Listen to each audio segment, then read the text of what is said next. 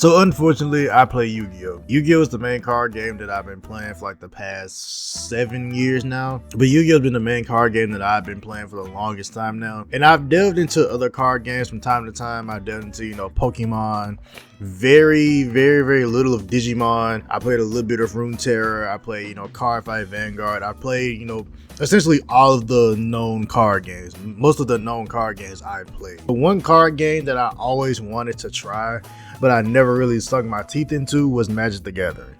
Because I've always been interested into getting into Magic, but I've kind of been like, I guess you could say like nervous to get into Magic the Gathering because I didn't know if I would like it or not. I didn't know if it would be too slow coming from Yu-Gi-Oh! Or I just wouldn't understand it enough and I would just kind of stop playing after a while. But I decided to finally actually jump in and play Magic around 2 weeks ago, and I liked it for the most part. Playing Magic the Gathering was definitely an interesting experience. I can definitely say that, it was fun for the most part, but I definitely did learn a thing or two from playing Magic the Gathering from a Yu-Gi-Oh! Player's perspective. Hi, before using W, I was a father of 12, but now, after W, I'm a deadbeat dad. Oh, brother, this guy stinks! Let's see what we got in here for the W. W. We got the motherfucking... We got the motherfucking... Oh, shit. So the first flavor of W, we have peach and beet. You what? Second flavor of W, we got the dragon maid. Next flavor we have laxative. What? Oh, laxy grenade. Next flavor we have this is a 0 sugar powder pack. And last but certainly not least, we have Pines Berry Splash. I'm Wasabi, and this has been your W advertisement. When I originally wanted to start really playing Magic, I didn't really want to YouTube too much about the game. I kind of wanted to, go in as blind as I can to kind of, like learn as much as I can from, playing the events and playing standard and things like that. Because I did want to test out some very like specific things in Magic the Gathering that Master Duel just doesn't have. I want to test out the best of 3 mode. I want to test out, some of the different formats and some of the, draft modes and everything. I basically wanted to experience the stuff that Master Duel doesn't let us experience, especially like in game, because Master Duel doesn't have best of 3. It doesn't have, too many different formats outside of the events that Konami gives us every couple of months. So those were the things that I mainly tried. I mainly did standard best of 3. I did a couple of the events. I did the jump in event, which they say is good for new players and things like that. But I mainly did standard best of 3, and I did like one game of, I think it's called Commander or something like that. Those were the main things that I tried, just so I could experience just the regular basics of Magic before I really like delve into the other things.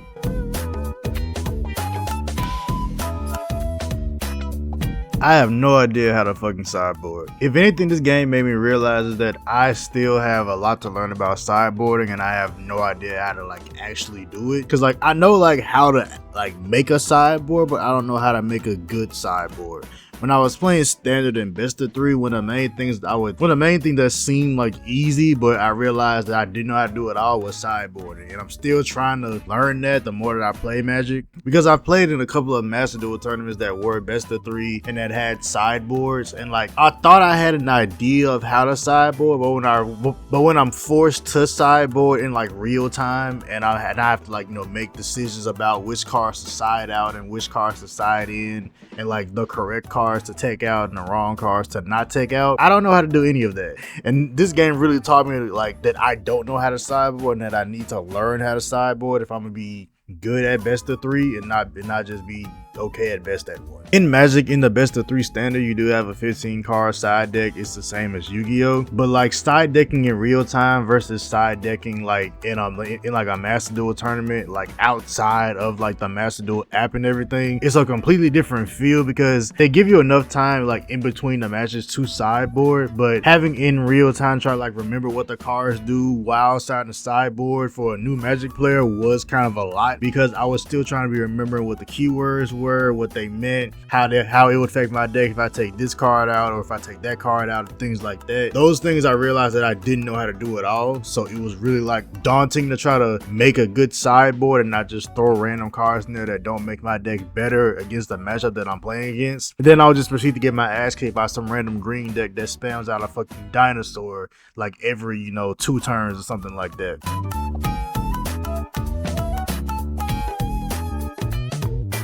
Now, unlike Yu-Gi-Oh! And especially Master Duel, Magic has more than, one fucking format.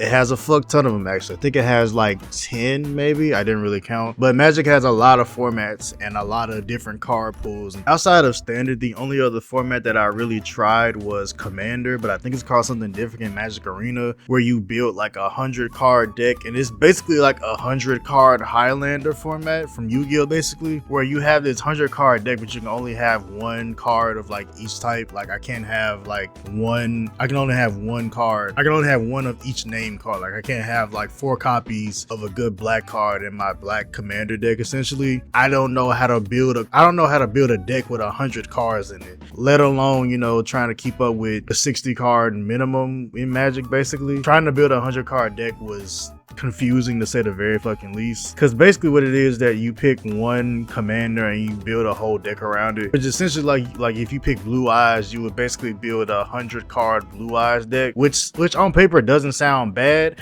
until you have to find 100 other cards that like fit into the deck you only have one of. So it's kind of like I guess like you said, like a more expansive Highlander. Now don't get me wrong, the format itself was fun, but trying to deck build for 100 cards was very fucking confusing, and I only played like 2 or 3 games of it just because I didn't feel like building 2 or 3 other 100 cards decks and everything. But the one thing I did do is look into the formats of the card pools of the different Magic formats. I looked into to see if there was any real difference in the formats, and what I found, there isn't really that much of a difference in most of the card pools.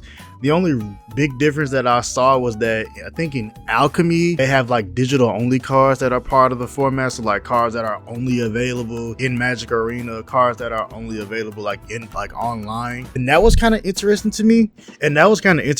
Because that would kind of be like a cool thing. But like I realized that Master Duel doesn't have like Master Duel exclusive cards. We almost had one with Promethean Princess, but that got released everywhere, so that kind of ruined that. But like it would be cool if Master Duel had like a Master Duel only card event or something like that, or even if Duel Links did that, because Duel Links does that all the time, where they only release cards that are in Duel Links, so you can only play them if you play Duel Links. But otherwise than that, I didn't really find much of a difference in many of the formats. A lot of it just was like, certain sets weren't, legal for that format, or, only certain cards from, these years were available in the format or something like that. There wasn't like too much of a big difference between the formats, at least from what I was able to, play and discover. But the only other like format that was even, like close to Yu-Gi-Oh! Was Historic. Which Historic was basically, it's kind of like how Yu-Gi-Oh! Is, where every card from every set that Magic has ever released is legal, and they have like one big ban list and things like that. But outside of that, the formats were definitely interesting. And obviously, I wish we had different types of format in Master Duel outside of the the basic ones, especially outside of the basic ones that Konami gives us, like the Exceeds format, the Link format, the Synchro format. I wish we did have like different formats in Master Duel, because it wouldn't be that hard to implement into the game, which is what I kind of learned about the sideboard thing. These things aren't difficult to put in the game. Like they wouldn't be that hard to code in the game and things like that, because it's really simple, and you don't even have to get rid of the best of one ladder. You can have a best of one ladder and a best of 3 ladder, so people get to choose which one they want to do. If you don't want to play a best of 3 because you want to just play a couple games and then go to bed or something, you can just play best of 1. Or if you want to play best of 3, you can play best of 3. Or if you want to play Edison or Goat, which I fucking can't stand, if you want to play Trinity or Cube format or stuff like that, I feel like this would be or even add a draft mode in Master Duel. That would carry Master Duel for the next 5 years, if Konami just adds a draft mode. Like that would, you know, it would add more variety to the game and not just be, you know, the tedious, you know, standard rank grind that we get every single season, you know, amongst the, you know, the weird ass events that we would get, like the Nibiru one that just came out, which is like, okay, it's just you play around Nibiru an entire game, which is like, it's okay, but like it could be a lot better if Konami actually just recognized, you know, other formats officially and not just kind of act like they don't exist.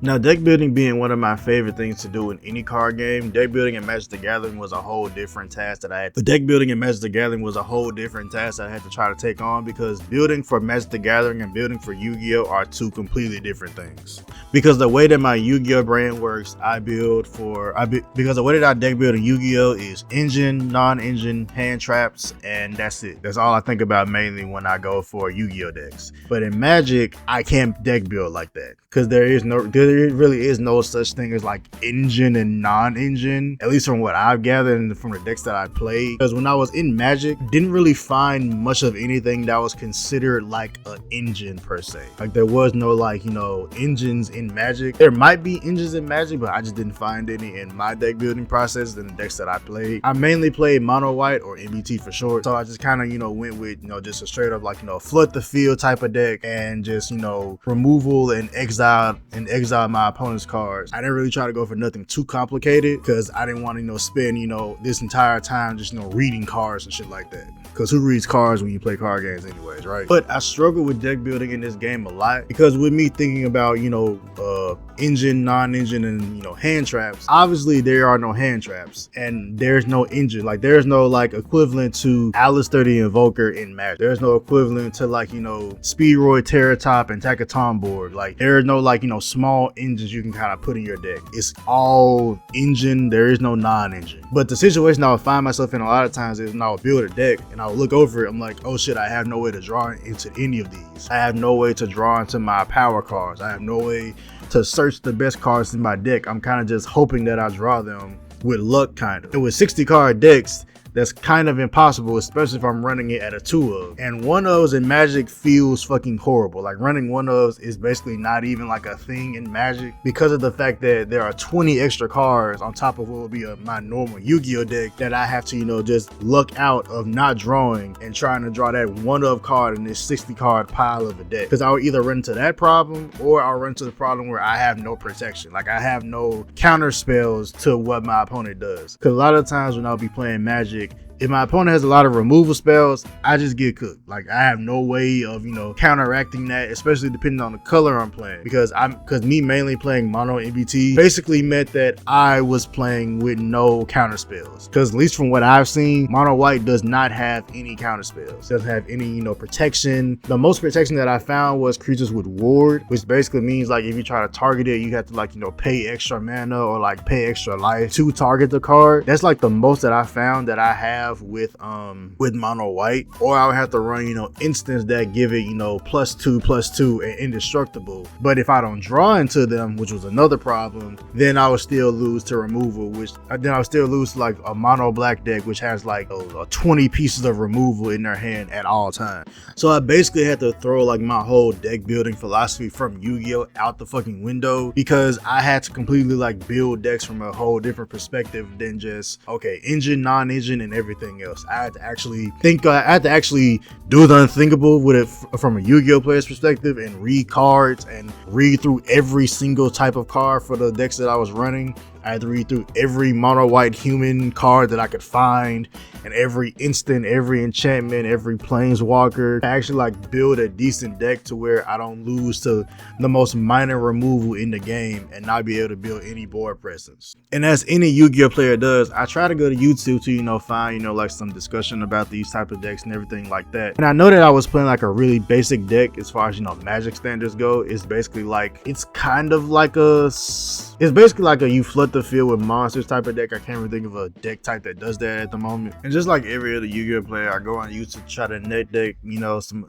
decks and try to find, you know, like some guides and like, you know, some tips and tricks on certain decks or decks that I was thinking about building at the time. And what I came across was the fact that, at least from what I was able to find, Magic the Gathering players don't really like, I guess you could say, like, they don't like talk about decks as much as Yu-Gi-Oh players do. Because from what I've gathered, at least from the videos that I saw on, like, you know, Magic the Gathering YouTube and Magic the Gathering Arena YouTube, they talk about the decks but not in the same way that we do it with Yu-Gi-Oh decks. A Yu-Gi-Oh deck profile could literally be 20 or 30 minutes of somebody talking about how one new legacy support card could, you know, change the entire combo lines and change the entire deck from going to rogue to, like, you know, tier 3, going from, you know, rogue to tier 1, you know, something like that, or even make the deck playable and shit like that. But as far as just like Magic the Gathering, like deck profiles and things like that, all they would do is tell you the colors that they're playing, the baseline strategy, and then just kind of like straight the gameplay. Not necessarily like, you know, going over each individual card and how it affects the combo lines and how it affects the ratios and how it affects, you know, and how it affects the deck at all, or if, like, you know, this deck we need, you know, like better support or anything like that. I kind of realized the way that Magic the Gathering players look at their decks versus Yu-Gi-Oh players, we look at our decks in more of a aggressive way. That's the only word I can really think of, like an aggressive way of, like, deck profiles are like everything when it comes down to, like, you know, looking up Yu-Gi-Oh decks. And, you know, like, you know, finding, you know, new text and different, you know, like combo lines for new cards, or when a new set comes out that adds, like, you know, generic support for a certain type. We're all over, like, we're everywhere as far as, like, you know, looking for new stuff to put into our decks and everything like that. But Magic the Gathering players have more of a calm way of looking at deck building, and more of a calm way of saying, like, oh, you know, like, we can play, oh, you know, like, oh, you might play this card in your mono blue deck because, you know, it adds some consistency to the strategy, but not a lot. And that's kind of it. Like, they'll just gloss over it kind of like that. But it was kind of hard to really find like an in-depth guide on, like, you know, mono white humans, or like, you know, a red aggro, or like, you know, a dual color deck or something like that. It was really hard to find like in-depth guides, especially for like Magic the Gathering Arena. It was really hard to find like in-depth guides that were kind of just, you know, like basic guides that didn't really help at all.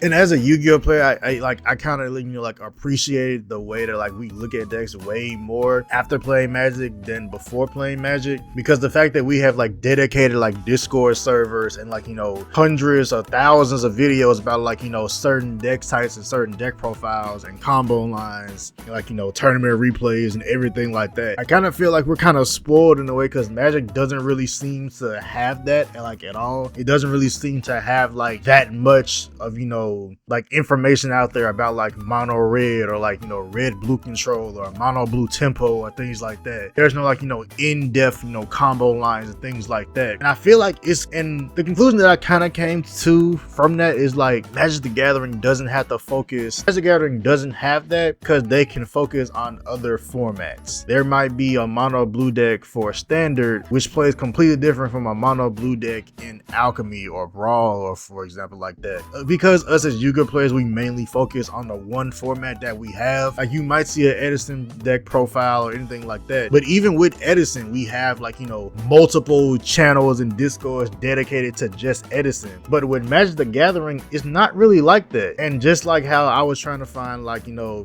an equivalent to Master Duel meta for Magic, there really isn't one. Like, you couldn't really find, like, you know, in-depth guides for, you know, Magic decks. It kind of felt like I was on my own with deck building. It kind of felt like I kind of had to, you know, come up with every single thing by myself, and I couldn't really find resources to help me deck build. Like, there wasn't, you know, too many resources at my disposal, and that kind of was a negative for me when I was deck building, because I genuinely had no idea what I was doing at times. I needed just a little bit of guidance. The only thing that I was really able to find was some deck lists on, you know, Untapped GG. That was it. Like, I wasn't able to find, like, you know, deck profiles and, you know, the primers. I think that's what they call them in Magic, or anything like that. So, like, the deck building aspect of Magic, I appreciate it coming from a new player's perspective, but it is kind of frustrating that in-depth, like, easy to get to guides and articles on YouTube, I like how it is in a Yu-Gi-Oh. Because Yu-Gi-Oh, whatever deck I'm playing, I could find a dedicated guide or article or anything like that for whatever deck I'm playing. Whether I'm playing Weather Painters, Raid Raptors,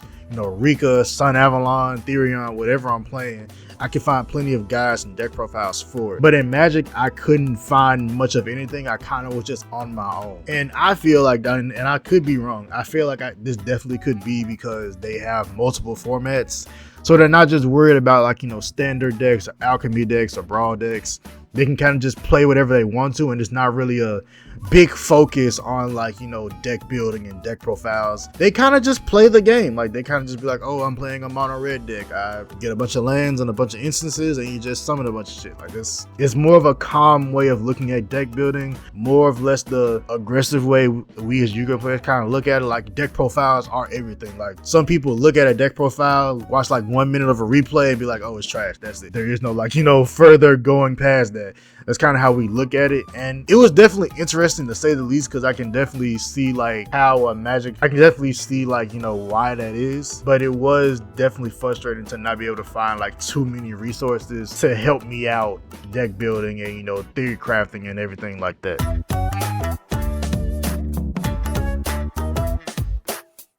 Now, to avoid me yapping any longer, because I've been here for damn near 30 minutes, I just want to get into, my general pros and cons about Magic and what I thought just in general. I'm just start off with the cons so that I can end off on a good note.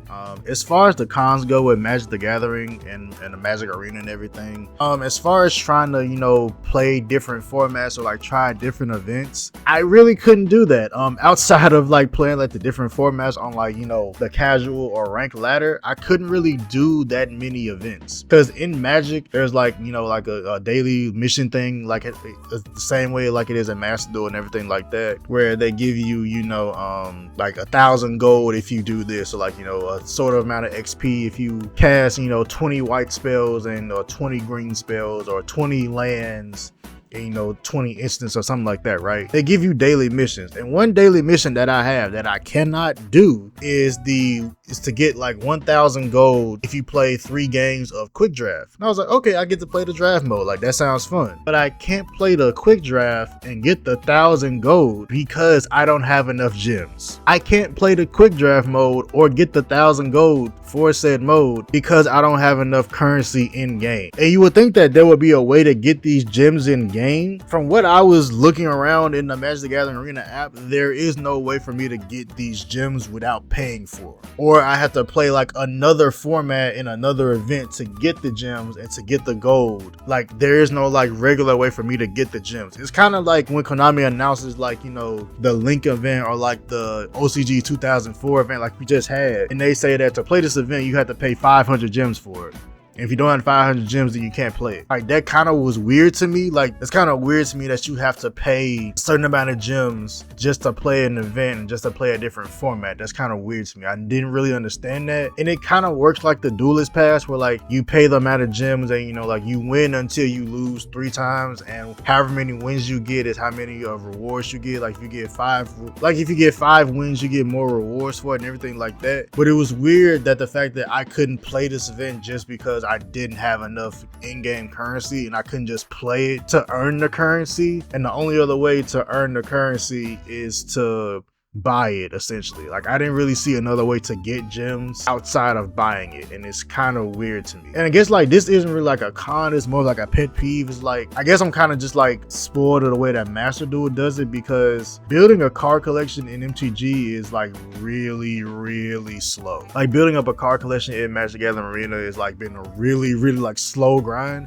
Like I played for about like 2 or 3 weeks and it doesn't feel like I have any cards like at all. Because if you play Master Duel for like a month straight, you have like hella cards. Like you can get like, half the damn card collection in like a month if you want to. But on Arena, they give you the cards at like more of a slower pace, which is fine. But I found myself only really able to build like 2 decks. I built like this blue-black flying deck, and I built this blue-black ninja deck. And that's basically all I can build. Like I can't really build anything else in standard unless I play like, Commander, which I can just, which is basically just Highlander format essentially. But yeah, like I can't really just like, there is no like, secret packs that I can unlock to just like, get the cards from a certain set or anything like that. I like, you can purchase packs, but you have to have enough gold. And to get gold, you have to win rank games, or I think you can purchase it. I can't really remember. But yeah, like there is no real way for me to just like,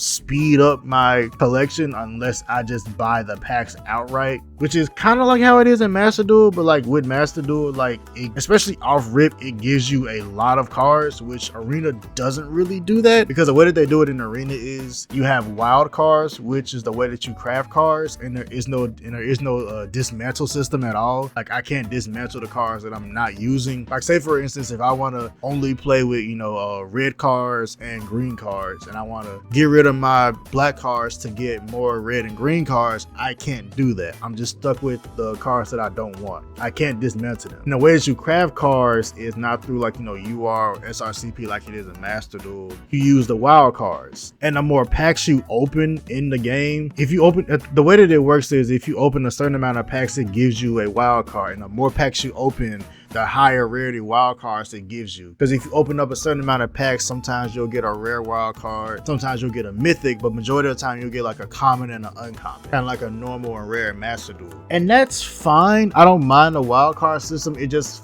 feels really fucking slow. Like it doesn't really feel like I can get cards. It doesn't really feel like I can speed up the process of getting cards. I don't know if I'm just being impatient because of the way that Master Duel just kind of like floods you with gems and cards when you first open the game, and the easy access it is to get the cards and card packs and things like that. But that's just kind of a pet peeve that I have with it. But as far as the cons, that's kind of really it. I don't really have too many like negative things to say about Magic Arena outside of the economy being a little weird to me. I might just not be used to it yet, but I'm not really liking it so far. But those are all the cons that I really have about Magic Arena. Now, as far as the pros, when people say that this game is more of a back and forth, it genuinely is. Like, it genuinely is more of a back and forth because of the fact that you're forced to play, with mana. Mana does slow the game down tremendously. Like, there is no like, oh, I'm just gonna do my whole combo on turn 1. Like your combo is gonna be done on turn 7, not 2. But the game genuinely has like more of a back and forth feel, and you can feel like even if you're down by like a bunch of card advantage, like you feel like you can make a comeback if you draw like a good sorcery or a good enchantment. You feel like you have more of a chance of making a comeback. You don't feel like there's no possible way that I can come back on the second turn, because on the second turn you and your opponent might just be setting lands, and that's it. Like you and your opponent just might be setting lands and like doing 1 drops or 2 drops until like turn 5 or 4, when you can actually start playing your creatures that have good effects and good stats. The back and forth feels good at times, and the back and forth feels good all the time. Not the back and forth in Magic feels great, and it kind of feels like Rush Duels, where like each turn you're given more of a chance to make a comeback, because it doesn't feel like you have to have it doesn't feel like when you look at your opening hand and you have no hand traps, and then your opponent is playing some big combo deck like a Manadomium, for example. Then it's just kind of like, well, I have no hand traps and I'm fucked, and they make this big board to where you can't break it at all. Magic doesn't have that feeling, and I wish that and Yu-Gi-Oh is kind of going toward that. I know it's kind of weird to say because we're in a tier 0 format with fire decks and everything like that, but with the recent card design that I've seen on some of the cards, it feels like we're getting away from the build-a-board decks like Adamantipator and Manadomium and Super Heavy Samurai. It seems like we're going away from that slowly but surely, and I hope that we get to a point to where we can have a more back and forth intense game, Ban Maxi, to where we can have more back and forth games on a consistent basis, and not just if 2 very specific decks clash and interact with each other, then we'll have a back and forth game. I want it to just be more of we can have a back and forth game no matter what deck we're playing, and we can still be playing strong decks and still do the cool shit like Link summoning and Siege summoning and all that other type of stuff. And not to ramble too much on this, but the format variety was definitely a welcome change coming from Master Duel. Even though there wasn't like too much of a big difference with the formats, it definitely was like a welcome change to where if I get tired of just playing regular standard rank, I get to go and play more of a goofy format like Commander or Brawl or something like that, or Alchemy even. I don't have to just play, you know, the regular standard rank. I can go play, you know, a different format and just goof around and play, you know, funny cards in that, and I can just, you know, chill and relax and not just wait till Konami releases an event that is a different format in Master Duel. So all the different formats, while there is a fuck ton of them, they definitely were a welcome change to do something different in the game instead of just playing rank. Because after you hit master rank in Master Duel, there really is nothing else to do unless you play in tournaments or you just go play another game.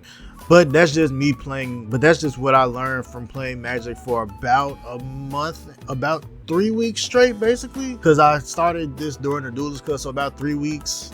About 2.5, 3 weeks. But Magic is fun, and I'll definitely be playing it a lot more as, you know, I get more used to the deck building and the cards and everything like that. Magic is a fun game, and it definitely taught me a lot as a Yu-Gi-Oh player, and I feel like some of those will definitely translate into Yu-Gi-Oh, but I'm out.